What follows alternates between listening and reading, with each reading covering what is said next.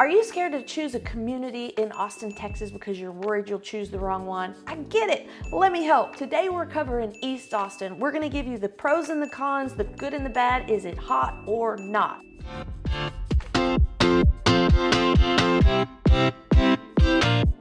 Hey, I'm Nicole Cooper and my team and I absolutely love helping people just like you find a home that matches your vibe. So whether you're looking to move today, tomorrow, or somewhere in between, we're always available to help you make a smooth transition. So let's get started on East Austin. Oh, hey, would you subscribe? Thanks.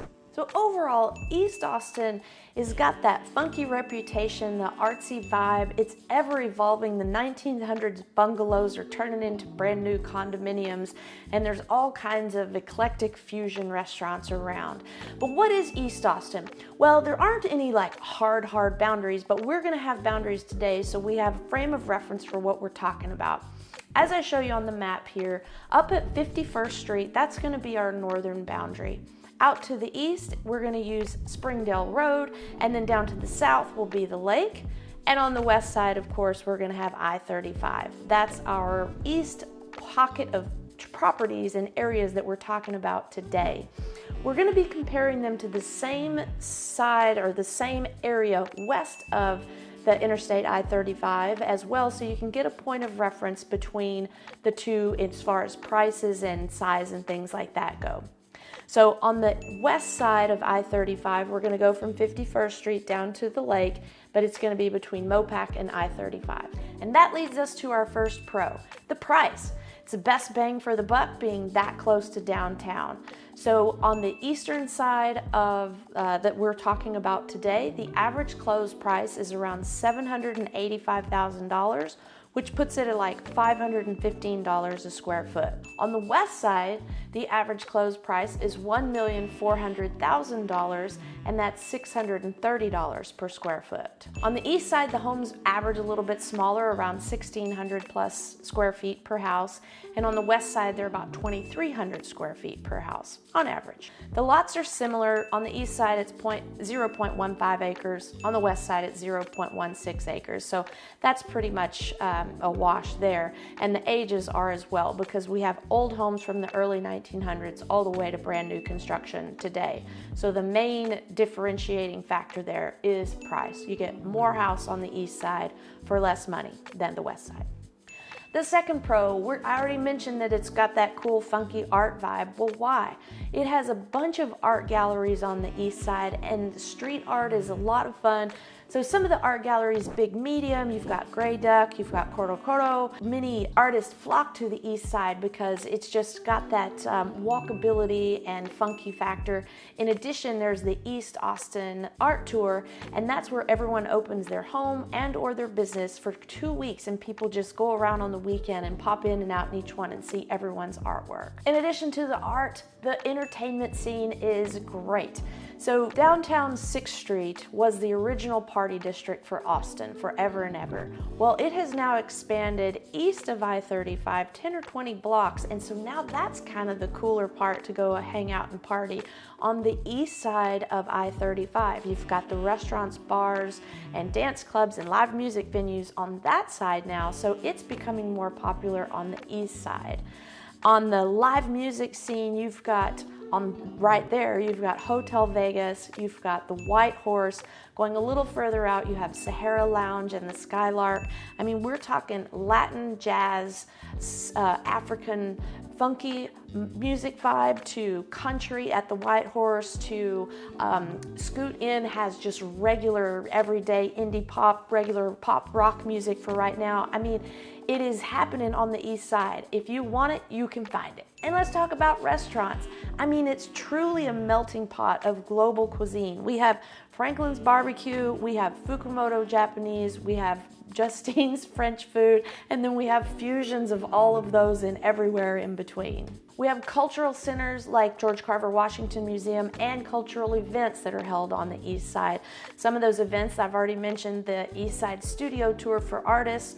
We have Carnaval Brasileiro, we have Juneteenth, we have Dia de los Muertos, and the list goes on. The next pro for living on the east side, the soil is good, you guys. If you want to grow a garden, this is your spot. I mean, talk about tomatoes for days in the summer.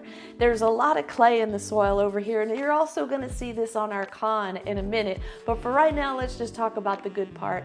There are community gardens all throughout East Austin where people just have a little plot within a large garden. You can share ideas, tips, and tricks on how to grow the best vegetables. So it's really a cool idea and a concept that lives throughout the east side. And our last pro, there are plenty of parks and lake access on the east side. I've already mentioned that our southern boundary is actually the lake, so you can go down to Fiesta Gardens and easily put in kayaks, paddle boards, also hike and bike and walk around the lake. There's the Go Valley Park, lots of little pocket parks throughout, and then you have the Walnut Trail that is like an 8-foot wide concrete path that goes under the roads or over the roads. You do not share it with traffic, so you can walk, bike, hike, rollerblade as you wish, and you don't have to worry about cars or anything. And it goes from about middle East Austin almost out to Manor, so you've got a lot of miles to cover where you're completely safe away from cars. Now, what's not so hot about East Austin? You know, there are some cons about East Austin, and probably the biggest one I hear the most often is the public school system. It just doesn't have the grades as high as on the western side. Now, of that section that I'm talking about today, from 51st down to the lake and out to Springdale, there are actually 4 high schools that feed in there. On the western portion of that east side rectangle, we have McCallum and Austin High, and they have relatively good scores. But on the eastern side of the square or the rectangle we're talking about, those have a bit lower scores, and so you really have to be aware of where the school boundaries are within East Austin if you have children that you're worried about getting into one school zone or another. And for those school zones, we have McCallum High that scores a 93 out of 100 per texasschools.gov. We've got Austin High that scores a 90 out of 100 per texasschools.gov. And then the 2 on the east are a bit lower. Eastside Early College has a 79 out of 100, and the Northeast Early College has a 76 out of 100 per the texasschools.gov website. The second con about living in East Austin, remember I was raving about that soil for growing tomatoes? Well, it's terrible for your foundation. Many homes on the east side struggle with foundation movement, and I'm talking big foundation movement. Clay is not good for houses. It expands a lot when it's wet, and it contracts a lot when it's dry. And if you haven't lived in Texas before, that's all we have, one extreme or the other. We're very seldom in the middle with a balanced weather pattern around here. So because of those extreme droughts and flooding kind of type weather systems that we get, the foundations really struggle to stay in one piece. So on the east side, it's really important that you do your due diligence and that your real estate agent knows what they're doing, how to get it tested, how to know if the company will stand behind the warranty. Is there a warranty? How long does it go in the future? Did it transfer at closing, or will it transfer at closing? So it's not something that's a deal breaker. In fact, 2 of my last 3 houses I've purchased have had foundation repair. So it's not a big deal, but how you look about it and look for it in the future for any future repairs is imperative, and you need to know this if you're planning on living on the east side. The last con about living in East Austin, there's no golf country club. I know. What are you gonna do? There are 2 public courses in the area. There's some more a little bit farther away. You have Morris Williams and Riverside Golf communities. They're good for public courses, but there's no country club, so there's no membership that you can join apart from just group package, kind of like a Groupon, if you will, for playing at Morris Williams or any of the city courses. But if you're looking for a golf country club, the east side of Austin is not where you're going to be. The majority of golf communities and country clubs are West Austin, so it's going to be a drive. The closest one to East Austin would probably be Great Hills Trail or down south at Onion Creek. Otherwise, if you're happy playing the public courses, then maybe the east side is for you. So thanks for sticking around of our pros and cons of East Austin.